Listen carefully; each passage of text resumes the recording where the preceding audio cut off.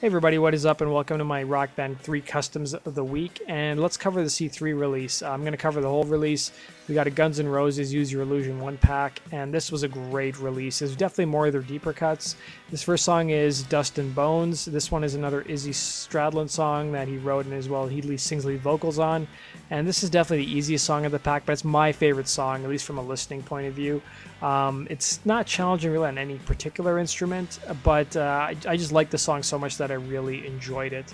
And then there's also some really fun harmonies, especially the high parts of the harmonies are pretty hard to hit. Let's go on to our next song of the week. Our next song is easily the best song of the week. This is Perfect Crime by Guns N' Roses. This one is the best drum song of the week. The best vocal song of the week easily as well. The drums are really fast paced. They're almost like a punk rock kind of feel to them. The tricky part is playing like the floor tom beat with the snare, really fast and hard to play that. Even the disco beat too I found was a little bit difficult because they changed the speeds in there. The guitar is quite challenging as well. There's some tricky solos, and the bass is not, it's probably the weakest, but it's also still enjoyable too. Definitely the best song of the week. You guys should go check out this song, especially if you haven't heard this song and you are a Guns N' Roses fan. Go check it out. Terrific. Our next song is Double Talkin' Jive. This one is easily the hardest song on drums out of the entire Guns N' Roses pack. The intro beat is so much fun. You're playing on the floor tom and the snare as you see here, but then it goes to this really fast hi-hat snare beat, which I couldn't even keep up with. Like, I got tired after a while, like what you see here. I feel like I was playing a Blink-182 song. The guitar's decent. It's really repetitive for the first half of the song, and same with the bass, but then there's this really cool like outro to the song where it's like a Spanish kind of guitar, acoustic guitar you're playing, and that's definitely the best part of the song when it comes to guitar. The vocals are also really good. Definitely some higher notes you're going to be hitting as well. Definitely check this song out as well. Next song of the week is Don't Damn Me. This one is the longest song of the pack and probably one of the hardest songs on guitar as well. There's some insanely difficult guitar solos on this song, and the bass is also quite difficult. You're sort of playing all over the fretboard. The drums are reasonably easy. You'll notice with this whole pack that there's a lot of ride cymbal that's used in the snare beat. It's pretty standard for Matt Sorum's drumming on the entire albums actually, but this one didn't particularly stand out on drums. There is a nice little section where the song sort of slows down, but this is probably the weakest song of the pack, I'd say.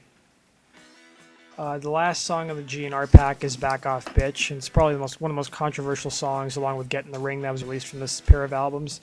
And this one is actually really, really fun. It's one of the standout tracks from the release this week. It's got a really fun intro on guitar because you start off right with a guitar solo. It's got some really fun fills you're playing at the beginning too. And the guitar, stays pretty consistent. It's fun throughout the entire song. It's the same with the bass, and the drums are actually quite a bit of fun as well. The vocals, are pretty standard GNR, but this is definitely another standout track. I had so much fun on guitar on this song. It's probably one of the better guitar songs on the entire pack. Let's go into our next song of the week.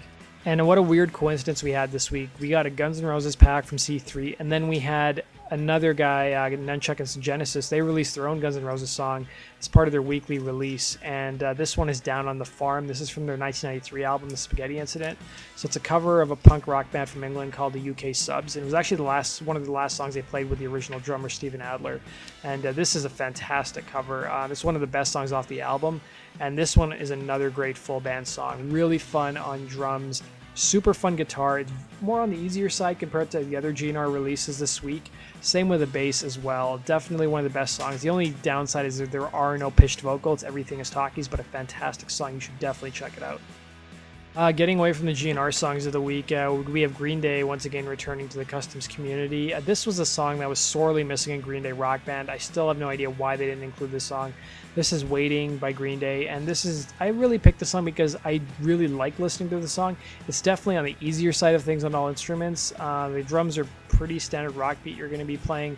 There are some fun fills though that sort of add some character to the songs. The guitar is very chord heavy. It's really easy chords as well. And the bass is, pretty basic and nothing too fun, but I just like the song and that's why I picked it for this week. Our next song is from the band Yellowcard. This is the song Takedown. This was actually in Guitar Hero Van Halen. And the weird thing about this custom for this week is it's not a multi-track song. I'm not sure why they just couldn't take the multi-tracks from Guitar Hero Van Halen and use them in Rock Band 3. But anyways, this is Definitely a hugely challenging song on drums. This song just completely annihilated me when I tried playing it on drums.